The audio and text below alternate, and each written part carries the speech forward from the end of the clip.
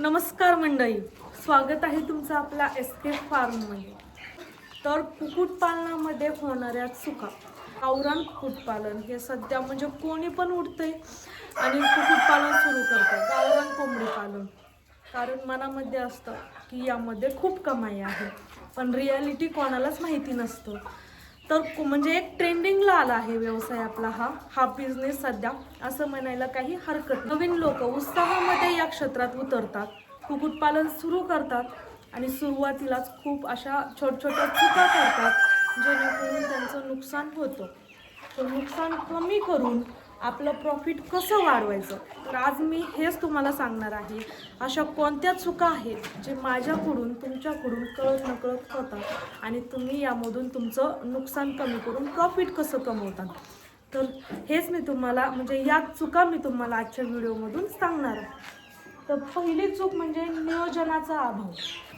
तर आता नियोजन कसं असलं पाहिजे हे मी तुम्हाला सांगते. आता आपण एवढं म्हणजे याला इम्पॉर्टन्स देत नाही. सुरू आणतो म्हणजे तर एक पक्षी आणतो बाहेरून, पक्ष्यांची एक तर सुरुवातीलाच इथं येतं, पक्ष्यांची निवड कशी करायची काही माहिती नसतं ना. पण जेव्हा तुम्ही प्रॉपर ट्रेनिंग घेता किंवा एक प्रॉपर चांगलं गाईड घेता तेव्हा तेव्हा तुमच्याकडे नक्कीच हा अनुभव आलेला असतो, निदान तुम्हाला त्याबद्दल नॉलेज तरी आलेलं असतं आणि एक तुम्ही चांगल्या प्रकारे यामध्ये काम करू शकता. काही लोकांना वाटतं की ट्रेनिंगची वगैरे गरज नाही आहे, पण 100% गरज आहे. पक्ष्यांची निवड करण्यापासून ते तर पक्षी खाद्य का खात नाही, आजार कोणता झाला आहे, त्यावर निदान काय करायचं, इथपर्यंत आपल्याला या गोष्टी कळल्या पाहिजेत आणि या गोष्टी आपल्याला कोणी येऊन सांगणार नाही, आपल्याला तिथपर्यंत जायचं आहे. त्यामुळे ट्रेनिंग घेणं, एक प्रॉपर ट्रेनिंग घेणं हे खूप गरजेचं आहे. आणि जर यूट्यूबला आणि अर्धवट माहिती घेऊन यूट्यूबला किंवा दुसऱ्याकडे बघून जर तुम्ही खूप अशा क्वांटिटीमध्ये सुरुवात करून हा बिझनेस जर चालू केला तर अर्थातच तुम्हाला नुकसान होणार आहे. तर त्यामध्ये नियोजनाचा अभाव, नियोजन चांगलं असेल तर तुम्हाला इथं चांगलं प्रॉफिट मिळेल. तर आता दुसरी चूक म्हणजे शेडची रचना. आता शेडला तर खूप इम्पॉर्टन्स आहे. कसं ते सांगते. आपलं शेड असतं, शेड थोडक्यात तर शेड जर सगळीकडून बंद असेल म्हणजे हवा यायला चान्स आतमध्ये नसेल तर आपल्या शेडमध्ये आतमध्ये आता आपल्याला माहिती आहे कोंबड्या राहणार आहे. कळत नकळत विष्ठेतून वगैरे अमोनिया गॅस तयार होतो आणि त्या गॅसमुळे व्हायरल इन्फेक्शन होतं, बॅक्टेरिया तयार होतात आणि आपल्या पक्ष्यांमध्ये रोगाचं प्रमाण वाढतं. तर यावर उपाय म्हणजे आठवड्याला शेडची फवारणी. आणि दुसरी गोष्ट म्हणजे तुम्ही जर नव्याने शेड बांधत असाल तर शेडची रचना पूर्व पश्चिम या दिशेमध्ये झाली पाहिजे, तसा करायचा प्रयत्न करा. जर तुमचं शेड असेल तर ते शेड जर पूर्व पश्चिम नसेल तर म्हणजे थोडाफार प्रॉब्लेम येईल, पण निदान ते शेड म्हणजे बंद तरी नसलं पाहिजे. आता तुम्ही माझ्या पाठीमागे बघू शकता. आता आपल्याकडून पूर्ण चारी बाजूनी शेडला आपण ताडपत्री बसवली आहे आणि आपण एक सिस्टीम केलेली आहे. म्हणजे बऱ्याच फार्मवर आपल्याला ती बघायला मिळते. ते हँडल बसून शेड ताडपत्री आपण आपल्या सहाय्याने खाली किंवा वरती करू शकतो. आता आपल्याला हिवाळ्यात हवा येण्याचं महत्त्व कळणार नाही, पण उन्हाळ्यामध्ये कडक उन्हाळ्यामध्ये आपल्याला थंड हवा आपल्या शेडमध्ये थंड हवा आपल्या शेडमध्ये आतमध्ये आलीच पाहिजे. आता रूममध्ये आपल्या जर फॅन नसेल आणि कडक उन्हाळा असेल, आपल्या रूममध्ये फॅन असेल तो बंद असेल आणि म्हणजे बाहेरून आपण आतमध्ये आलेलो असतो, तर पहिल्यांदा आपण काय करणार आता ह्या चालू दिवसांमध्ये म्हणजे इतक्या उन्हाळ्यामध्ये आपण पहिले म्हणजे फॅन चालू करणार म्हणजे गरमी. आता आपल्याला हे समजते, पण ह्या मुक्या जनावरांना ह्या पक्ष्यांना समजत नसतं आणि आपल्यालाच त्यांची ती व्यवस्थित सोय करावी लागते. त्यामुळे आता मी इतक्या वेळ इथं उभं आहे, पण मला असं म्हणजे थोडं पण असं म्हणजे गरम असं काही इथं वातावरण असं दमट तयार झालेलं दिसत नाही, कारण सगळीकडून हवा खेळती आहे, झाडं आहेत आजूबाजूला, त्यामुळे हवा आतमध्ये खेळती राहते आणि यामुळे 50% रोग हा आपल्या शेडच्या अवतीभोवती पण राहत नाही. तर आता तिसरी चूक म्हणजे लसीकरण. आता ह्या लसीकरणाविषयी तर किती बोलावं हे कमीच आहे आणि किती वेळा बोलले आहे मी व्हिडिओमध्ये, तरी पण ही चूक आहे म्हणून मला इथं मेन्शन करावं लागलं. तर लसीकरण करताना काय चुका होतात. एक तर लोक सुरुवातीलाच पाण्यातून लस देतात, त्याचा परिणाम आपल्या पक्ष्यांवर होत नाही. दुसरी गोष्ट म्हणजे पक्षी ठणठणीत आहेत, लसीकरण नाही केलं तरी पण चालेल. म्हणजे यानंतर पाणी स्वच्छ ठेवत नाही. हिवाळ्यामध्ये लस ही थंड पाण्यामध्ये देत नाहीत. लस देताना पण चुका करतात आणि लस पण उशिरा देतात. माझ्याकडून ज्या चुका झाल्या आहेत चालवताना, फार्म सुरू करताना, मी त्या पण सांगते. म्हणजे मी दुसरी बाजू पण उघड करते. आता काही लोक फक्त प्रॉफिट बोलतात, पण लस पण बोलत नाही, किंवा आपण स्वतः केलेल्या चुका ह्या आपल्या म्हणजे पब्लिक समोर आणत नाही. तर याचा फायदा म्हणजे मला नाही झाला तर अर्थातच तुम्हाला होईल. पुढच्याच्या चुकातून मागची 10 माणसं, म्हणजे समोरच्याकडून झालेली चूक पाठीमागची 10 माणसं त्याकडे बघून त्यांच्या चुका टाळू शकतात. त्यामुळे मी माझ्याकडून कोणत्या जर चुका झालेल्या असतील सुरू करताना, किंवा कोणत्या जर चुका होत असतील किंवा सुरू करायच्या आधी किंवा झाल्यानंतर, मी त्या पण सांगत आहे. म्हणजे आत्ता मी त्या दिवशी माझी बॅच फेल गेलेली वगैरे हे पण सांगितलं आहे. म्हणजे चुका पण सांगत आहे, कारण माझ्या चुकातून तुम्हाला फायदा होत आहे. माझ्या ज्या केलेल्या चुका आहेत त्या तुम्ही करू नये, तुमच्याकडून होऊ नये, म्हणून मी माझ्या चुका पण समोर आणत आहे. आता लसीकरणाला खूप महत्त्व आहे.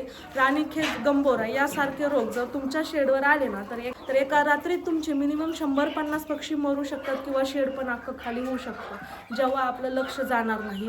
1-2 पक्ष्यांना झालं तर लगेच ते वेगळं करणं, ते पक्षी मेले तर मरून द्या, त्यांचा विचार करू नका, कारण लागण झालेली असते. पण बाकीच्यांना होऊ नये म्हणजे तात्काळ लसीकरण करणं हे गरजेचं आहे. एकदा रोग आल्यावर लसीकरण केलं तरी पण फायदा होत नाही. त्यामुळे महिन्याला 15 दिवसाला आपल्या फार्मवर हे लसीकरण रुटीन बसलंच पाहिजे, आणि लसीकरण आपण वेळेवर केलंच पाहिजे. यानंतरची चूक म्हणजे खाद्य नियोजन करत नाहीत. नियोजन केलं तरी नियोजन करणं म्हणजे खाद्यामध्ये खूप पैसे लागतात. आपल्याला माहिती 60-70% अमाऊंट खाद्यामध्ये लागते. तर म्हणजे या त्रासाला कंटाळून काही लोक खाद्य पण भरपूर आपल्या पक्ष्यांना देत नाही. तर खाद्य नियोजन कसं करायचं? आपण कमी पैशामध्ये कोंबड्यांना सगळं चांगला आहार पण गेला पाहिजे. मला एक कमेंट आली ती, तर त्याची वेळ आली आहे उत्तर देण्याची. आता मला ते दादा म्हणलेले की तुम्ही आता ह्या मशीनच्या पिल्लांमुळं म्हणजे एक रोग तुम्हीच तयार केलेला आहे. पहिले 40, 50, 60, 70 वर्षापूर्वी पहिल्या पण बायका कोंबड्या पाळायच्या, पण तेव्हा काही लसीकरण वगैरे होतं का? म्हणजे पहिले काय औषधं वगैरे देत होते का? आता पहिले पण असं नव्हतं ना, म्हणजे कोंबड्या पाळत होते, पण 5-10 बस एवढं. असं मोठे फार्म पहिले तुम्हाला 50-60 वर्षापूर्वी गावरान कोंबड्यांचे किंवा बॉयलर कोंबड्यांचे असे फार्म आपल्याला म्हणजे बघायलाच मिळत नव्हते. त्यावेळेस 5-10 कोंबड्या त्यांच्याकडे असायच्या. मग त्यांना प्रोटीन विटॅमिन द्यायची गरज काय? घरातले भाजीपाला, फळ, आपले जर फळं असतील त्यांची सालं, जे घरात शिल्लक राहिलेलं तांदूळ, त्याचा भात असेल, म्हणजे असं काही जर शिल्लक राहिलेलं वेस्ट मटेरियल जर आपल्या त्या पक्ष्यांना, कोंबड्यांना ते त्यावेळेस देत होते. मग जर आपल्याला खाद्यातून नॅचरली आपल्याला त्यांच्या पोटामध्ये सगळं जातं, कॅल्शियम जातं आहे, प्रोटीन जातं आहे, तर आपण मग त्यावेळेस त्यांना असं औषधं वगैरे द्यायची गरज काय? आता पहिले म्हणजे सगळंच काढायचं झालं तर पहिले डिलिव्हरी तरी कुठं हॉस्पिटलमध्ये होत होत्या, घरीच होत होत्या. म्हणजे सगळंच बदललंय ना. मग तुम्ही सगळ्याचाच विचार करा ना. फक्त आपल्याकडे 5-10 कोंबड्या असतील तर आता पण आपल्याला त्यामधून स्पेशली कोण, मला नाही वाटत की 5-10 कोंबड्यांसाठी विटॅमिन औषधं आणत असतील. घरच्या फळभाज्यातून, हिरव्या पालेभाज्यातून, आपलं जे वेस्टेज राहिलं आहे फळांच्या सालातून त्यांना जर कॅल्शियम, प्रोटीन भेटतं, तर मग आपल्याला बाहेरून केमिकल द्यायची काय गरज आहे? आता पण तुम्ही 2000-3000 तुमच्याकडे पक्षी असतील आणि तुम्हाला जर माहिती असेल कॅल्शियम कशातून मिळतं, प्रोटीन कशातून मिळतं, तर तुम्ही ते द्या. औषध द्यायची अजिबात गरज नाही. म्हणजे सांगायचं असं की आपल्याला पूर्ण त्यांचं खाद्याचं नियोजन करता आलं पाहिजे. कमी खर्चामध्ये त्यांचा आहार पण सगळं झालं पाहिजे, पोट पण भरलं पाहिजे आणि आपले पैसे पण वाचले पाहिजे. त्यासाठी आपल्याला खाद्याचं नियोजन करायचं आहे. त्यावर बरेच उपाय आहेत. म्हणजे आता मी हायड्रोपोनिक करते, मेथी घास आहे, उन्हाळा आहे, भाजीपाल्याचे वेस्टेज देत आहे, भाजीपाला आणत आहे, म्हणजे हे देत आहे, आणि यातून त्यांना प्रोटीन, विटॅमिन पण भेटतं आणि थंडाई पण मिळते आणि खाद्याचं पण नियोजन होतं, पैशाची पण बचत होते. नंतरची चूक म्हणजे रेकॉर्ड न ठेवणं.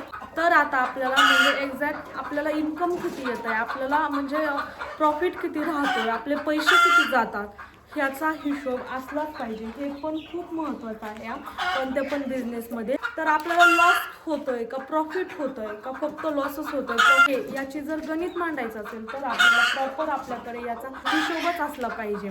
आज एवढे पक्षी विकले, आज एवढे अंडे निघले, आज एवढ्याचे अंडे विकले आणि आपल्याला खर्च किती झाला, औषध कोणते आणावं लागले, खाद्याचा खर्च किती झाला आणि शेवटी 1 महिन्याच्या म्हणजे क्लिअरन्स काढता आलं पाहिजे. आपल्याला एका महिन्यामध्ये किती प्रॉफिट राहिलं, आपले पक्षी किती वाढले, म्हणजे आपल्याला पूर्ण आपल्याला एका महिन्याचं करा, 6 महिन्याचं करा किंवा एका वर्षाचं सरासरी करा, अंदाज खर्च आणि आपला प्रॉफिट याचा हिशोब ठेवा. म्हणजे तुम्हाला समजेल एक्झॅक्ट किती प्रॉफिट राहतं आणि किती लॉस होतो. काही लोक याचा हिशोब ठेवत नाही आणि अंदाजे ठरवतात, लॉस झाला प्रॉफिट झाला. म्हणजे कोणताच असा व्यक्ती नाही, मला नाही वाटत त्यांचं म्हणजे 6 महिन्याचं एका वर्षाचं इतक्या छोट्या छोट्या गोष्टी दररोजच्या एवढ्या लक्षात राहत असतील. त्यापेक्षा आपण जर दररोजच्या दररोज होणाऱ्या गोष्टी लिहून ठेवल्या ना तर आपल्याला ह्याची खूप मदत होईल. स्वतः मी तेच करत आहे, म्हणजे लिहून ठेवत आहे, त्यामुळे मी ही चूक यामध्ये ॲड केली आहे. तर बेसिक या चुका आहेत, अजून बऱ्याचशा असतील छोट्या, पण मेन जर या चुका तुम्ही कमी केल्या म्हणजे जर टाळल्याच, तुमच्याकडून आता होत असेल तर व्हिडिओ बघून जर कोणी चुका टाळल्या तर नक्कीच व्हिडिओचा सार्थक होईल. तुम्हाला यामधून जर प्रॉफिट मिळवायचं असेल तर नक्कीच तुम्हाला या चुका तुमच्या पूर्ण कमी कराव्या किंवा टाळाव्या लागतील. तर आता तुम्हाला प्रॉपर समजलं असेल आपल्याकडून कोणत्या चुका होतात कुक्कुटपालनामध्ये. व्हिडिओ जर आवडला असेल तर आपल्या व्हिडिओला लाईक करा आणि जास्तीत जास्त लोकांपर्यंत आपला हा व्हिडिओ पोहोचवा आणि आपल्या चॅनलला सबस्क्राईब करायला विसरू नका. आणि यानंतरचा व्हिडिओ तुम्हाला कोणत्या टॉपिकवर पाहिजे, तुमचे कोणते प्रश्न असतील तरी कमेंटमध्ये विचारा. व्हिडिओ कोणत्या टॉपिकवर बनवू हे पण कमेंटमध्ये मला सांगा. भेटूया उद्याच्या नवीन व्हिडिओमध्ये. तोपर्यंत आपल्या चॅनलला नक्कीच सबस्क्राईब करून ठेवा. धन्यवाद.